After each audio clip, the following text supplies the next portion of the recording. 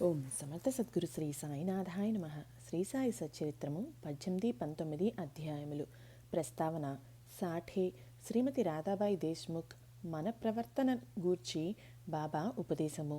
సద్విచారములను ప్రోత్సహించి సాక్షాత్కారమునకు దారి చూపుట. ఉపదేశములో వైవిధ్యము, నిందగూర్చి బోధ, పనికి తగిన ప్రతిఫలము. గత 2 అధ్యాయములలో బ్రహ్మజ్ఞానము అభిలషించు ఒక ధనికుని బాబా ఎట్లు ఆదరించెనో హేమట్ పంతు వివరించెను.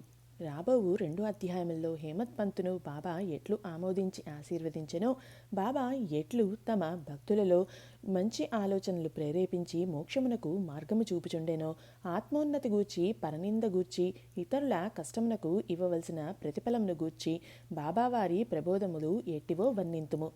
ప్రస్తావన. సద్గురువు మొట్టమొదట తమ శిష్యుల యోగ్యతను కనిపెట్టి వారి మనస్సు కలత చెందకుండా తగిన బోధ చేసి తుదకు వారి లక్ష్యమైన ఆత్మసాక్షాత్కారమునకు దారి చూపును అను విషయము అందరికీ తెలిసిందే. ఈ విషయంలో సద్గురువు బోధించిన దానిని ఇతరులకు వెల్లడి చేయరాదని కొందరు అనెదరు. అట్లు గురువు బోధించిన దానిని వెల్లడి చేసినచో ఆ బోధలు నిష్ప్రయోజనములు అగునని వారి ఆలోచన. ఇది సరి అయినది కాదు. సద్గురువు వర్షాకాలపు మేఘము వంటి వారు తమ అమృత తుల్యములైన బోధలను పుష్కలముగా విశాల ప్రదేశములందు కురిపించెదరు. వానిని మనము అనుభవించి హృదయమునకు తృప్తికరముగా జీర్ణించుకుని పిమ్మట నిస్సంకోచంగా ఇతరుల మేలు కొరకు వెల్లడి చేయవలను. ఇది వారు మన జాగ్రత్తావస్థలోనే కాక స్వప్నావస్థలో కూడా తెలియజేయు విషయములకు వర్తించును. తన స్వప్నమందుగరిన రామరక్షాస్తోత్రమును బుధకౌశిక ఋషి ప్రచురించిన ఉదాహరణము ఇచ్చట స్మరించవలను.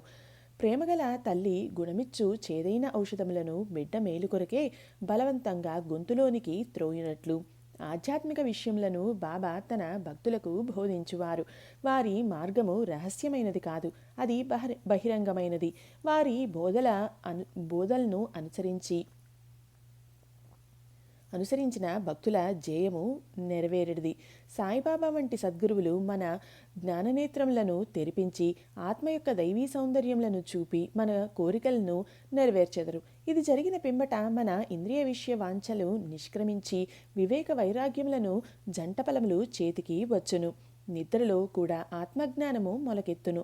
సద్గురువుల సహవాసం చేసి వారిని సేవించి వారి ప్రేమను పొందినచో ఇదంతయు మనకు లభించును. భక్తుల కోరికలు నెరవేర్చు భగవంతుడు మనకు తోడ్పడి మన కష్టములను బాధలను తొలగించి మనలను సంతోషపెట్టును. ఈ అభివృద్ధి పూర్తిగా సద్గురుని సహాయం వలననే జరుగును. సద్గురువును భగవంతుని వలె కొలువవలను. కాబట్టి మనము సద్గురువును వెదకవలను, వారి కథలను వినవలను, వారి పాదములకు సాష్టాంగ నమస్కారం చేసి వారి సేవ చేయవలను. ఇక ఈ అధ్యాయంలోని ముఖ్య కథను ప్రారంభించదము. సాటే అనునతుడు ఒకప్పుడు మిక్కిలి పలుకుబడి కలిగి ఉండెను. కాలాంతరమున వ్యాపారంలో చాలా నష్టం పొందెను. అంతేకాక మరికొన్ని సమస్యలు అతన్ని చీకాకుపరిచెను. అందుచే అతడు విచారగ్రస్తుడయ్యెను, విరక్తి చెందెను. మనస్సు చెడి చెంచలమగుటచే ఇల్లు విడిచి చాలా దూరం పోవలనని అనుకొనెను. మానవుడు సాధారణముగా భగవంతుని గూర్చి చింతించడు. కానీ కష్టములు, నష్టములు, దుఃఖములు చుట్టుకొనినప్పుడు భగవంతుని ధ్యానము చేసి విముక్తి పొందుటకు ప్రార్థించును. వాని పాపకర్మల ముగియు వేళకు భగవంతుడు వానికొక యోగీశ్వరునితో కలుసుకొనుట సంభవింపజేయును. వారు తగిన సలహానిచ్చి వాని క్షేమమును చూచెదరు. సాటే గారికి కూడా అట్టి అనుభవము కలిగెను. అతని స్నేహితులు షిరిడీకి వెళ్ళుమని సలహా ఇచ్చిరి.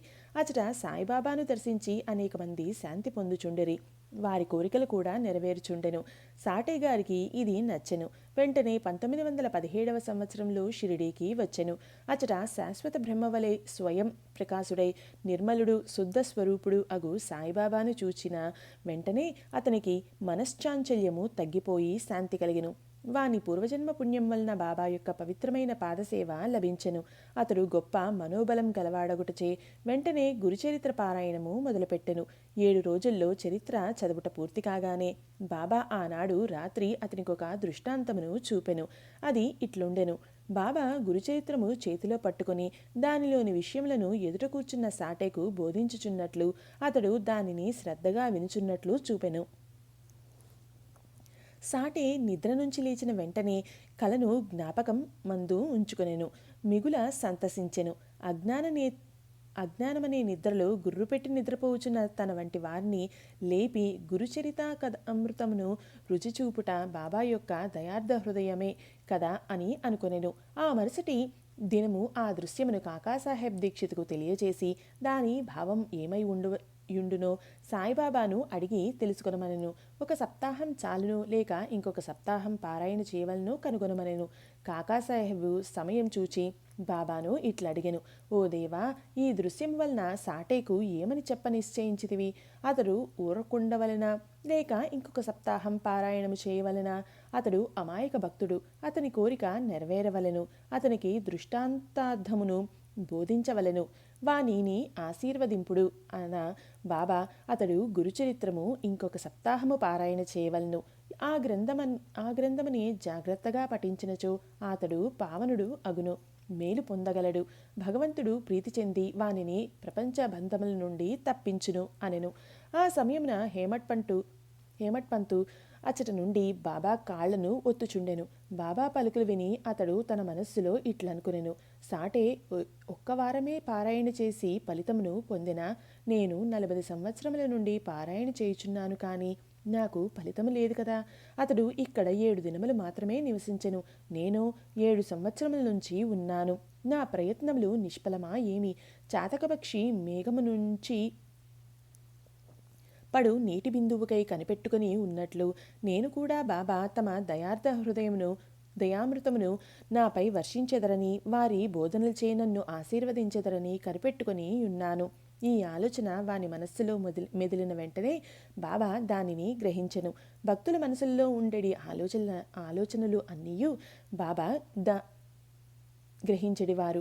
అంతేకాక చెడ్డ ఆలోచనలను అణుచుచు మంచి ఆలోచనలను ప్రోత్సహించువారు. హేమాడ్ పంటు మనస్సును గనిపెట్టి బాబా వానిని వెంటనే లేపి శ్యామ వద్దకు పోయి అతని వద్ద 15 రూపాయలు దక్షిణ తీసుకుని అతనితో కొంతసేపు మాట్లాడిన పిమ్మట రమ్మనెను. బాబా మనస్సున కారుణ్యోదయం అయ్యెను. కాన వారు ఇట్లా ఆజ్ఞాపించిరి. బాబా ఆజ్ఞను జవదాటగల వారెవరు?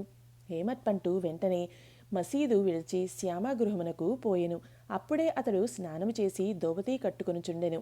అతడు బయటకు వచ్చి హేమత్ పంతును ఇట్లడిగెను, మధ్యాహ్న హారతి సమయమందు మీరు ఇక్కడ ఎలా ఉన్నారు? మీరు మసీదు నుంచి వచ్చుచున్నట్లున్నదే. మీరేలా చీకాకుతో చెంచలముగా ఉన్నారు? మీరు ఒంటరిగా వచ్చినారేలా? కొంతసేపు కూర్చుని విశ్రాంతి చెందుడు, నా పూజను ముగించి వచ్చెదను. ఈలోగా తాంబూలం వేసుకొనుడు, పిమ్మట ఆనందముగా కొంతసేపు కూర్చుని మాట్లాడుకునేదము. ఇట్లనుచు అతడు లోపలికి పోయెను. హేమాత్ పంతు ముందర వసారాలో కూర్చునెను. కిటికీలో ఏకనాథ భాగవతమును అను ప్రసిద్ధ మరాఠీ గ్రంథం ఉండెను. ఇది భాగవతంలోని ఏకాదశ స్కందమునకు ఏకనాథుడు వ్రాసిన వ్యాఖ్యానము. సాయిబాబా సిఫారసు బాపుసాహెబ్ దీక్షిత్ శ్రీకృష్ణునకు అర్జునునకు జరిగిన సంభాషణ రూపమైన భగవద్గీత, దాని మరాఠీ వ్యాఖ్యానమైన భావార్థ దీపిక, జ్ఞానేశ్వరి, ఏకనాథ భాగవతము అనగా శ్రీకృష్ణునకు అతని సేవకుడగు ఉద్ధవునకు జరిగిన సంభాషణ రూపమైన ఏకనాథ భాగవతము మరియు భావార్థ రామాయణమును నిత్యము షిరిడీలో చదువుచుండెడివాడు. భక్తులు వచ్చి బాబాను ఏదైనా ప్రశ్నలు వేసినప్పుడు బాబా కొంతవరకు జవాబిచ్చి అటుపైన వారిని ఆ గ్రంథముల పారాయణమును వినుమని పంపుచుండెను. ఈ గ్రంథములే భాగవత ధర్మంలోని ముఖ్య గ్రంథములు. భక్తులు బాబా ఆజ్ఞానుసారము ఆ సత్సంగములకు పోయి ఆ గ్రంథములు వినునప్పుడు వారి ప్రశ్నలకు సంతృప్తికరమైన సమాధానములు లభించుచుండెను. హేమత్ పంతు కూడా నిత్యము ఏకనాథ భాగవతమును పారాయణ చేయువాడు. హేమత్ పంతు ఆ దినము తాను నిత్యము చదువు గ్రంథభాగము పూర్తి చేయకయే కొందరు భక్తులతో కలిసి మసీదుకు పోయెను. శ్యామ ఇంటి కిటికీలో ఉన్న ఏకనాథ భాగవతము తీయగా తాను ఆనాడు పూర్తి చేయని భాగం వద్దనే పుస్తకము తెరుచుకొనెను. తన నిత్యపారాయణము పూర్తి చేయుటకే కాబోలు బాబా తనను అచ్చటకు పంపెనని హేమాత్ పంతు అనుకొనెను. వెంటనే తన నిత్యపారాయణమును పూర్తి చేసెను. పిమ్మట శ్యామ తన పూజను ముగించి బయటకు వచ్చెను. వారిరువురికి ఈ దిగువ సంభాషణ జరిగెను. హేమాత్ పంతు, నేను బాబా వద్ద నుండి ఒక కబురు తీసుకుని వచ్చినాను. బాబా నీ వద్ద నుండి 15 రూపాయలు దక్షిణ తీసుకుని రమ్మని నన్ను ఆజ్ఞాపించియున్నారు.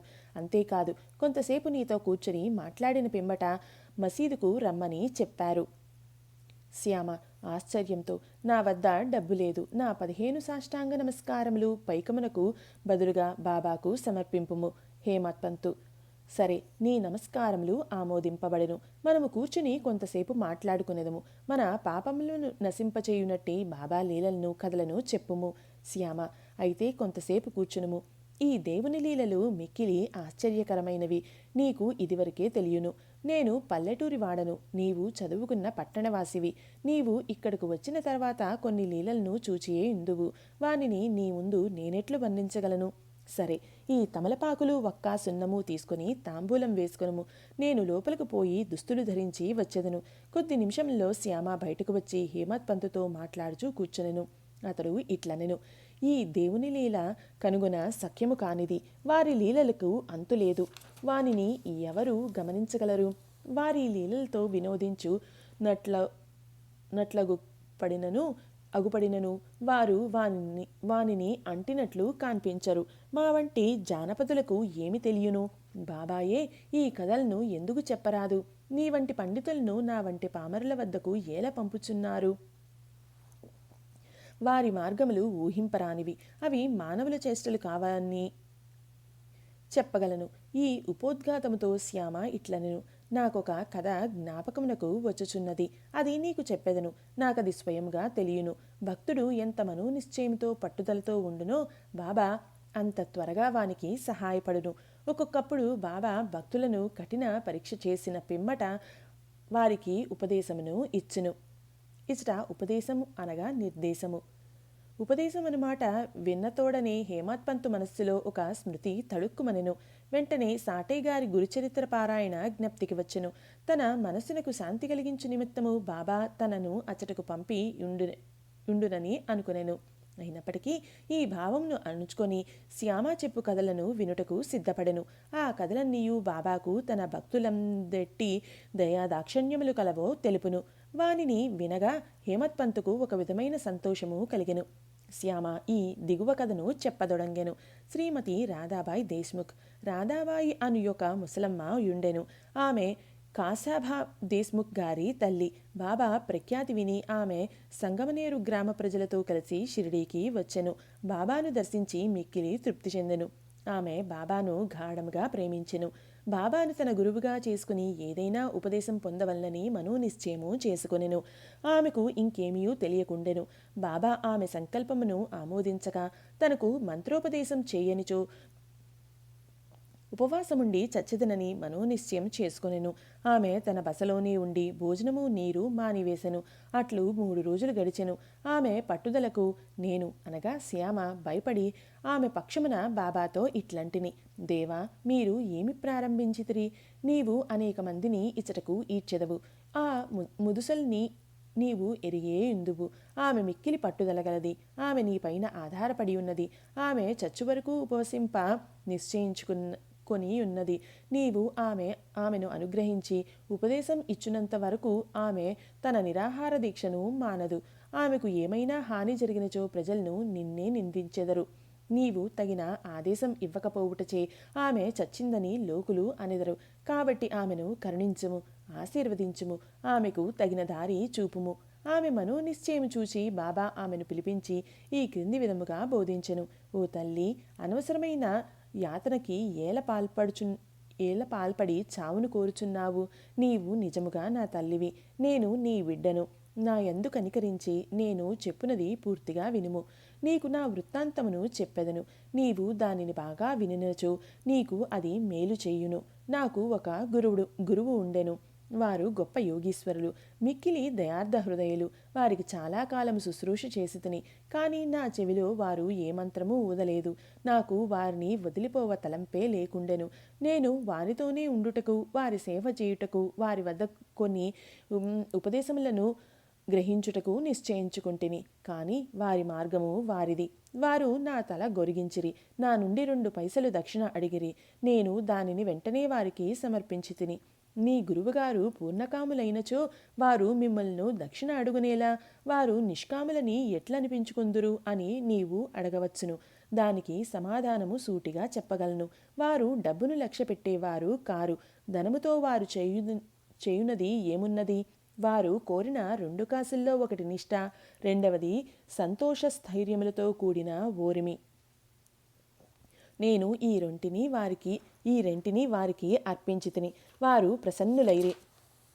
నా గురువును అట్లు 12 సంవత్సరములు సేవించితిని. వారే నన్ను పెంచి పోషించిరి. భోజనమునకు గాని వస్త్రములకు గాని నాకు లోటు లేకుండెను. వారు పరిపూర్ణులు. వారు ప్రేమావతారులు అని చెప్పవచ్చును. ఆ ప్రేమను నేను ఎట్లా వర్ణించగలను? వారు నన్ను మిక్కిలి ప్రేమించెడివారు. ఆ విధమైన గురువే ఉండరు. నిరంతర ధ్యానములో ఉన్న వారిని తదేకముగా చూచుచుండెడివాడను. మేమిద్దరము ఆనందములో మునిగేడివారము. రాత్రింబవళ్ళు నిద్రాహారములు లేక నేను వారి వైపు దృష్టి నిగర్చితిని. వారిని చూడనిచో నాకు శాంతి లేకుండెను. వారి ధ్యానము, వారి సేవ తప్ప నాకు ఇంకొకటి లేకుండెను. వారే నా ఆశ్రయము. నా మనస్సు ఎల్లప్పుడూ వారియందే నాటుకొని ఉండెడిది. ఇదియే వారడిగిన దక్షిణలో 1 పైసా. సబూరి సంతోష స్థైర్యములతో కూడిన ఓర్మి అనునది 2వ పైసా. నేను మిక్కిలి సంతోషముతో చాలా కాలం కనిపెట్టుకుని వారి సేవ చేసి తిని. ఈ ప్రపంచమనే సాగరమును సబూరి అను ఓడ నిన్ను సురక్షితంగా దాటించును. సబూరి అనునది అత్యంత ఉత్తమ లక్షణము.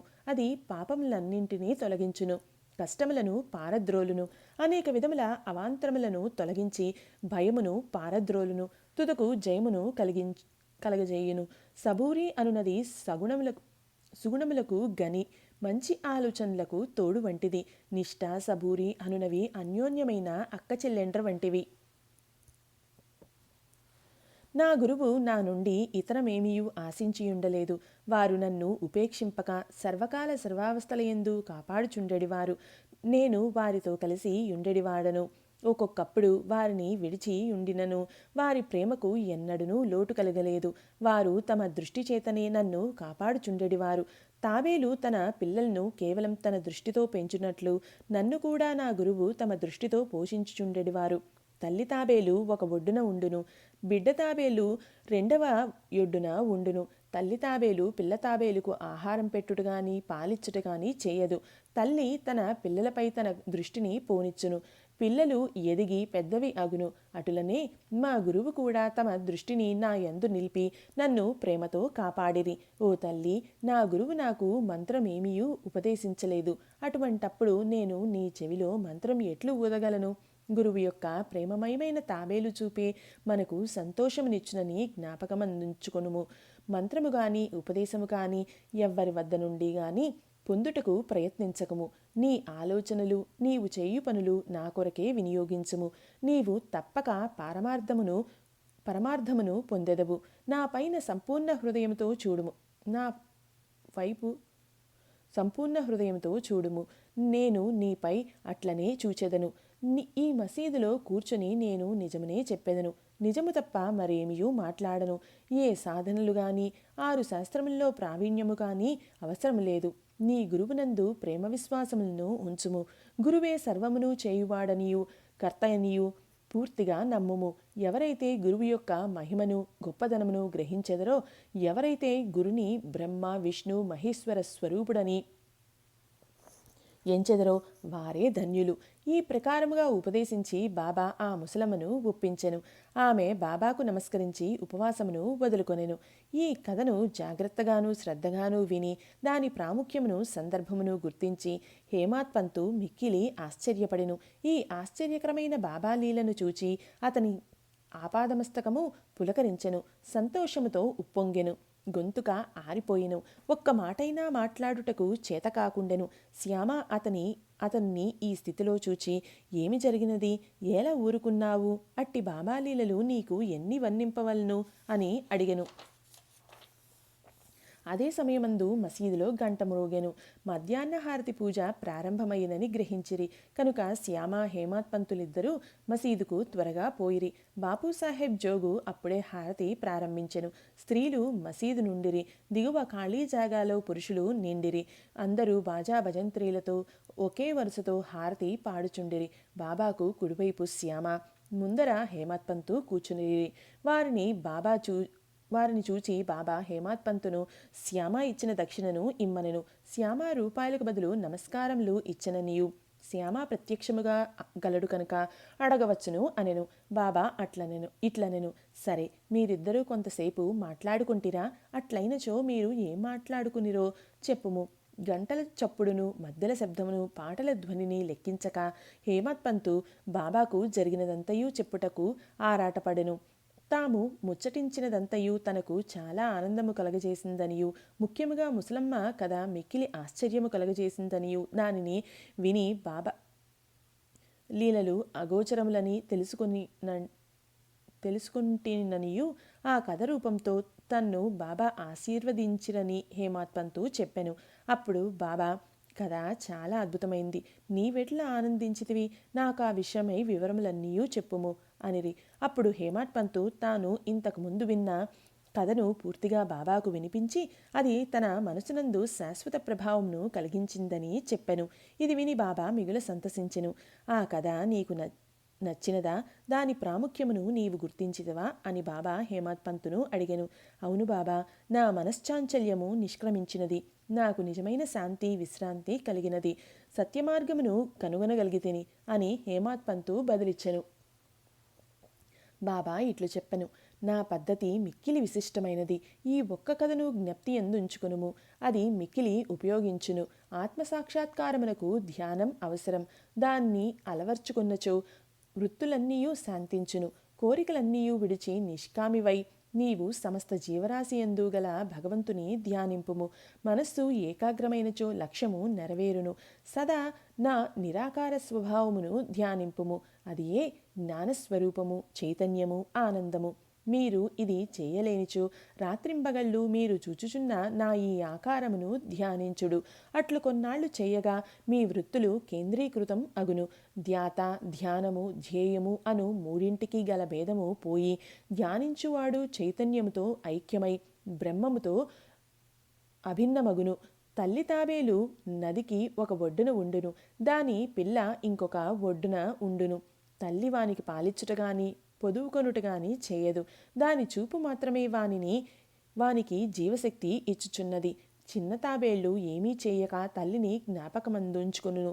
తల్లి తాబేలు చూపు చిన్నవానికి అమృతధార వలె పనిచేయును. అదియే వాని బ్రతుకునకు, సంతోషమునకు ఆధారము. గురువునకు శిష్యునకు గల సంబంధం ఇట్టిదే. బాబా ఈ మాటలు పూర్తి చేయుసరికి హారతి పూర్తి అయ్యెను. అందరూ శ్రీ సచ్చిదానంద సద్గురు సాయినాథ్ మహారాజ్ కీ జై అని జయ జయధ్వానములు చేసిరి. ఓ ప్రియ పాఠకులారా, ఈ సమయమందు మనము కూడా మసీదులోని జనసమూహముతో కలిసి యున్నట్లు భావించి మనము కూడా ఆ జయ జయధ్వానములలో పాల్గొందుము. హారతి పూర్తి కాగానే ప్రసాదము పంచిపెట్టిరి. బాబాకు నమస్కరించి బాపూసాహెబ్ జోగ్ బాబా చేతిలో కలకండ ముక్కను పెట్టెను. బాబా దానిని అంతను హేమత్ పంతు చేతిలో పెట్టి ఇట్లనెను. ఈ కథను నీవు మనసునకు పట్టించుకుని జ్ఞప్తియందుంచుకున్నచో నీ స్థితి ఈ కలకండ వలె తీయగా ఉండును. నీ కోరికలన్నీయూ నెరవేరును. నీవు సుఖముగా ఉందువు. హేమత్ పంతు బాబాకు సాష్టాంగ నమస్కారం చేసి, ఇట్లు ఎల్లప్పుడూ నన్ను అనుగ్రహించుము, ఆశీర్వదించుము, కాపాడుము అని ప్రార్థించెను. అందుకు బాబా ఇట్లు జవాబిచ్చెను. ఈ కథను వినుము, దీనిని మననము చేయుము, ఇది నిధిధ్యాసనము చేయుము. అట్లయినచో నీవు భగవంతుని ఎల్లప్పుడూ జ్ఞప్తియందుంచుకొని ధ్యానించెదవు. భగవంతుడు నీ ముందు ప్రత్యక్షమగును. ఓ ప్రియమైన చదువరులారా, అప్పుడు హేమత్ పంతుకు కలకండ ప్రసాదము దొరికెను. ఇప్పుడు మనము ఈ కథ అనే కలకండ ప్రసాదము పొందెదము. దానిని హృదయపూరితంగా సేవించి ధ్యానించి మనస్సున నిలిపెదము. ఇట్లు బాబా కృపచే బలముగాను సంతోషముగాను ఉండెదము. తదాస్తు. 19వ అధ్యాయం చివర హేమత్ పంతు కొన్ని ఇతర విషయములను చెప్పియున్నారు. అవి ఈ దిగువన పొందుపరిచితిమి. మన ప్రవర్తన గూర్చి బాబా ఉపదేశము. ఈ దిగువ చెప్పిన బాబా పలుకులు సాధారణమైనప్పటికీ అమూల్యములు. వానిని మనసునందు ఉంచుకొని అట్లే చేసినచో అవి మనకు మేలు చేయును. ఏదైనా సంబంధం ఉండనిదే ఒకరు ఇంకొకరి వద్దకు పోరు. ఎవరు గాని ఎట్టి జంతువు గాని నీ వద్దకు వచ్చినచో నిర్దాక్షణ్యముగా వానిని తరిమివేయకుము. వాన్ని సాదరముగా చూడుము. దాహము కలవారికి నీరిచ్చినచో, ఆకలితో ఉన్నవారికి అన్నం పెట్టినచో, బట్టలు లేని వారికి బట్టలిచ్చినచో, నీ ఇంటి వసారా ఇతరులు కూర్చుంటకు విశ్రాంతి తీసుకొనుటకు వినియోగించినచో, నిశ్చయముగా భగవంతుడు మిక్కిలి ప్రీతి చెందును. ఎవరైనా ధన సహాయం కోరి నీ వద్దకు వచ్చినచో, నీకు ఇచ్చుటకు ఇష్టం లేకున్నా నీవు ఇవ్వనక్కరలేదు. కానీ వానిపై కుక్కవలే మొరగవద్దు. ఇతరులు నిన్ను ఎంతగా నిందించినను నీవు కఠినముగా జవాబు ఇవ్వకుము. అట్టివానిని నీవు ఎల్లప్పుడూ ఓర్చుకొనినచో నిశ్చయముగా నీకు సంతోషము కలుగును. ప్రపంచము తలక్రిందులైనప్పటికీ నీవు చలించకము. నీవున్న చోటునే స్థైర్యముగా నిలిచి నెమ్మదిగా నీ ముందర జరుగుచున్న నాటకమును చూచుచుండుము.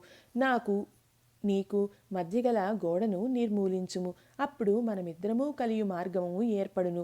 నాకు నీకు భేదము కలదనున్నదియే భక్తుని గురువునకు దూరముగా ఉంచుచున్నది.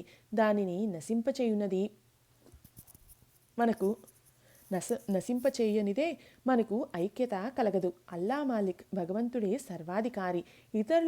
ఇతరులెవరూ మనలను కాపాడువారు కారు. భగవంతుని మార్గం అసామాన్యము, మిక్కిలి విలువైనది, కనుగొన వీలులేనిది. వారి ఇచ్ఛానుసారమే మనము నడిచెదము. మన కోరికలను వారు నెరవేర్చెదరు, మనకు దారి చూపెదరు. రుణానుబంధముచే మనమందరము కలిసితిమి. ఒకరికొకరు తోడ్పడి ప్రేమించి సుఖముగాను సంతోషముగాను అందరము ఉందుముగాక. ఎవరైతే తమ జీవిత పరమావధిని పొందెదరో వారు అమరులై సుఖముగా ఉండెదరు. తక్కిన వారందరూ పేరునికే ఊపిరి సలుపు వరకు మాత్రమే బతికెదరు. సద్విచారములను ప్రోత్సహించి సాక్షాత్కారమునకు దారి చూపుట. సాయిబాబా సద్విచారములను ఎట్లు ప్రోత్సహించుచుండెనో తెలుసుకొనుట మిగుల ఆసక్తికరముగా ఉండును. భక్తి ప్రేమలతో వారికి సర్వస్య శరణాగతి చేసినచో వారు నీకెట్లు పదే పదే సహాయపడదురో తెలియను. పక్క నుంచి లేవగనే నీకు ఏమైనా మంచి ఆలోచన కలిగినా దానిని తర్వాత పగలంతాయు వృద్ధి చేసినచో నీ మేధాశక్తి వృద్ధి పొందును, నీ మనస్సు శాంతి పొందును. హేమత్ పంతు దీనికై ప్రయత్నించదలచెను. ఒక బుధవారం రాత్రి పండుకునేటప్పుడు ఇట్లనుకొనెను. రేపు గురువారము, శుభదినము. షిరిడి పవిత్రమైన స్థలము కావున రేపటి దినమంతయు రామనామస్మరణతోనే కాలము గడిపెదను అని నిశ్చయించుకుని పరుండెను. ఆ మరుసటి దినము లేవగానే రామనామము ప్రయత్నం లేకుండానే జ్ఞప్తికి వచ్చెను. అతడు మిక్కిలి సంతసించెను. కాలకృత్యములు తీర్చుకొని పిమ్మట బాబాను చూచుటకు పువ్వులను తీసుకొని పోయెను. దీక్షిత్వాడ విడిచి బూటీవాడ దాటుచుండగా ఒక చక్కని పాట వినపడెను. ఔరంగాబాద్ నుండి వచ్చినవాడొకడు మసీదులో బాబా ముందర పాడుచుండెను. అది ఏక్నాథ్ మహారాజ్ రచించిన గురుకృపాంజన పాయో మేరే భాయి అనునది. గురువు కృపయను అంజనము లభించెను. దాని మూలమున మన కండ్లు తెరవబడెననియు దానిచే తాను శ్రీరాముని లోన బయట నిద్రావస్థలోను జాగృతావస్థలోను స్వప్నావస్థలోను అన్ని చోట్లను చూచితినని చెప్పెడు పాట అది. అనేక పాటలు ఉండగా బాబా భక్తుడగు ఔరంగాబాదు నివాసి ఈ పాటను ఏల పాడెను. ఇది సందర్భానుసారముగా బాబా చేసిన ఏర్పాటు కాదా? హేమత్ పంతు ఆనాడంతయు రామనామస్మరణచే కాలము గడుపు నించినవాడు కావున అతని మనోనిశ్చయము దృఢపరచుటకై బాబా ఈ పాటను పాడించియుండును. రామనామస్మరణ ఫలితము గూర్చి మహాత్ములందరిది ఒకే భావము. అది భక్తుల కోరికలు నెరవేర్చి వారిని కష్టముల నుండి కాపాడును. ఉపదేశములో వైవిధ్యము, నిందగూర్చి బోధ. శ్రీసాయి బోధనకు ప్రత్యేక స్థలము గాని ప్రత్యేక సమయము గాని అక్కరలేదు. సందర్భావసరములను బట్టి వారి ప్రబోధము నిరంతరము జరుగుచుండెను.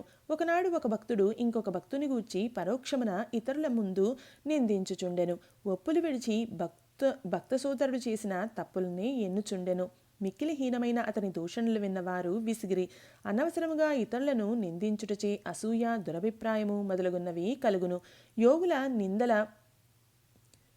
యోగులు నిందల్నింకొక విధముగా భావించెదరు.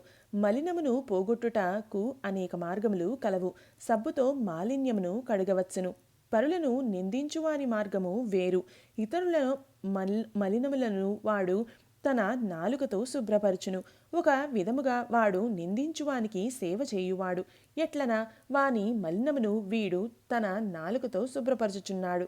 కావున తిట్టబడినవాడు తిట్టిన వానికి కృతజ్ఞతలు తెలుపవలను. అట్లు పరనిందకు పాల్పడువానిని బాబా సరిదిద్దిన పద్ధతి విశిష్టమైనది. నిందించువాడు చేసిన అపరాధమును బాబా సర్వజ్ఞుడగుటచే గ్రహించెను. మిట్ట మధ్యాహ్నం బాబా లెండి తోటకు పోవునప్పుడు వాడు బాబాను దర్శించెను. బాబా వానికొక పందిని చూపి ఇట్లనెను, చూడుము, ఈ పంది అమేధ్యమును ఎంత రుచిగా తినుచున్నదో, నీ స్వభావము కూడా అట్టిదే. ఎంత ఆనందముగా నీ సాటి సోదరుని తిట్టుచున్నావు. ఎంతయో పుణ్యము చేయగా నీకు ఈ మానవ జన్మ లభించినది. ఇట్లు చేసినచో షిరిడీ దర్శనం నీకు తోడ్పడునా? భక్తుడు నీతిని గ్రహించి వెంటనే పోయెను. ఈ విధముగా బాబా సమయము వచ్చినప్పుడల్లా ఉపదేశించుచుండెడివారు. ఈ ఉపదేశములను మనస్సునందు ఉంచుకొని పాటించినచో ఆత్మసాక్షాత్కారము దూరము కాదు. ఒక లోకోక్తి కలదు, నా దేవుడు ఉన్నచో నాకు మంచం పైన కూడా బువ్వ పుట్టును. అది భోజనము వస్త్రములను గూర్చి చెప్పినది. ఎవరైనా దీనిని ఆధ్యాత్మిక విషయమై నమ్ముకొని ఊరుకున్నచో చెడిపోయెదరు. ఆత్మసాక్షాత్కారమునకై సాధ్యమైనంత పాటుపడవలను. ఎంత కృషి చేసినా అంత మేలు. బాబా తాను సర్వాంతర్యామినని చెప్పెడివారు. అన్నిటియందు అనగా భూమి, గాలి, దేశము, ప్రపంచము, వెలుతురు, స్వర్గములందు వారు కలరు. ఆయన అనంతుడు. ఆ కనిపించడి 3.5 మూరల దేహమే బాబాయని అనుకున్న వారికి పాఠము చెప్పుటకే వారు ఈ రూపంతో అవతారం ఎత్తిరి. బాబాకు సర్వస్య శరణాగతి చేసి అహర్నిశలు వారినే ధ్యానించినచో చక్కెర, తీపి, కెరటములు, సముద్రము, కన్ను, కాంతి కలిసియున్నట్లే శ్రీసాయితో తాదాత్మ్యం పొందెదరు. ఎవరైతే చావు పుట్టుకల నుండి తప్పించుకొనుటకు ప్రయత్నించెదరో వారు శాంతము, స్థిరమైన మనస్సుతో ధార్మిక జీవనము గడపవలను. ఇతరుల మనస్సు బాధించునట్లు మాట్లాడరాదు. మేలు ఒనరించు పనులనే చేయుచుండవలను. తన కర్తవ్య కర్మలను ఆచరించుచు భగవంతునికి సర్వస్య శరణాగతి చేయవలను. వాడు దేనికి భయపడనవసరం లేదు. ఎవరైతే భగవంతుని పూర్తిగా నమ్మెదరో, వారి లీలలను విని ఇతరులకు చెప్పెదరో, ఇతర విషయములు ఏమియూ ఆలోచించరో వారు తప్పక ఆత్మసాక్షాత్కారము పొందుదురు. అనేక మందికి బాబా తన నామమును జ్ఞప్తియందుంచుకొని శరణవేడు మనెను. తాను ఎవరు అను దానిని తెలుసుకొనుగోరు వారికి శ్రవణమును మననమును చేయుమని సలహా ఇచ్చెడివారు. కొందరికి భగవన్నామమును జ్ఞప్తియందుంచుకొనుమనిరి. కొందరికి తమ లీలలు వినుట, కొందరికి తమ పాదపూజ, కొందరికి ఆధ్యాత్మ రామాయణము, జ్ఞానేశ్వరి మొదలగు గ్రంథములు చదువుట, కొందరికి తమ పాదముల వద్ద కూర్చునుమనుట, కొందరిని ఖండోబా మందిరమునకు పంపుట, కొందరికి విష్ణు సహస్రనామములు, కొందరికి ఛాందోగోపనిషత్తు, భగవద్గీత పారాయణలు చేయమని విధించుచుండెను. వారి ఉపదేశములకు పరిమితి లేదు, అడ్డు లేదు. కొందరికి స్వయంగా ఉపదేశము ఇచ్చువారు, కొందరికి స్వప్నంలో ఇచ్చేవారు. ఒక తాగుబోతుకు స్వప్నంలో కనిపించి ఛాతిపైన కూర్చుని అదుముచు ఇక ఎన్నడూ తాగనని అతడు వాగ్దానము చేసిన పిమ్మట వదిలిరి. కొందరికి స్వప్నంలో గురుబ్రహ్మాది మంత్రార్థములను బోధించిరి. ఒకడు హఠయోగము చేయుచుండగా దానిని మానుమనిరి. వారి మార్గములను చెప్పుటకు అలవి కానిది. ప్రపంచ విషయముల్లో తన ఆచరణలే ఉదాహరణముగా బోధించువారు. అట్టి వానిలో ఒకటి పనికి తగిన ప్రతిఫలము. బాబా ఒకనాడు మిట్ట మధ్యాహ్నం రాధాకృష్ణమాయి ఇంటి సమీపమునకు వచ్చి నిచ్చెన తీసుకుని రమ్ము అనెను. ఒకడు పోయి దానిని తెచ్చి ఇంటికి చేరవేశెను. బాబా వామన్ గోండ్కర్ ఇంటి పైకప్పు ఎక్కి రాధాకృష్ణమాయి ఇంటి పైకప్పును దాటి ఇంకొక పక్క దిగెను. బాబా అభిప్రాయమేమో ఎవరికీ తెలియలేదు. రాధాకృష్ణమాయి మలేరియా జ్వరంతో ఉండెను. ఆమె జ్వరమును తొలగించుటకై బాబా ఇట్లు చేసి ఉండునని అనుకొనిరి. దిగిన వెంటనే నిచ్చెన తెచ్చిన వానికి బాబా 2 రూపాయలు ఇచ్చెను. ఎవడో ధైర్యము చేసి నిచ్చెన తెచ్చినంత మాత్రమున వానికి 2 రూపాయలు ఏల ఇవ్వవలనని బాబాను ప్రశ్నించెను. ఒకరి కష్టమును ఇంకొకరు ఉంచుకొనరాదు. కష్టపడువాని కూలి సరిగాను దాతృత్వంతోనూ ధారాళముగా ఇవ్వవలనని బాబా చెప్పెను. బాబా సలహా ప్రకారము ప్రవర్తించినచో కూలివాడు సరిగ్గా పనిచేయును. పని చేయించేవాడు, పని చేసేవారు కూడా సుఖపడెదరు. సమ్మెలకు తావుండదు. మదువు పెట్టువానికి, కష్టపడి కూలి చేయువాండ్రకు మనస్పర్ధలు ఉండవు. ఇది 18, 19 అధ్యాయములు సంపూర్ణం. సద్గురు శ్రీ సాయినాథార్పణమస్తు. శుభం భవతు.